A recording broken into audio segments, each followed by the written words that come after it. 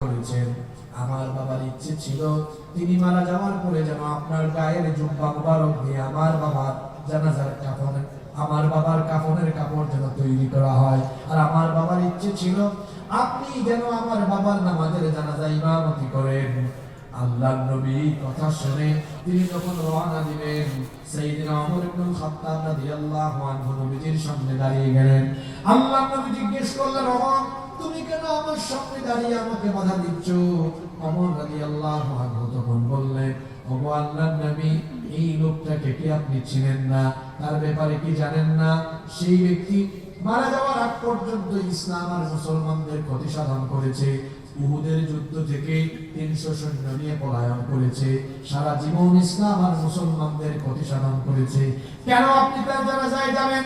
আল্লাহর নবী বললেন, ওমর এখনো তো আল্লাহ আমাকে নিষেধ করেন নাই, তুমি কেন আটকাচ্ছ?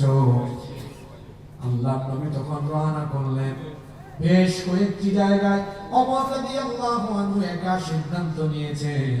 আর ওমর রাদিয়াল্লাহু আনহুর সিদ্ধান্তের পক্ষে আল্লাহ আয়াত নাযিল করে ওমরের পক্ষে রায় দিয়েছেন।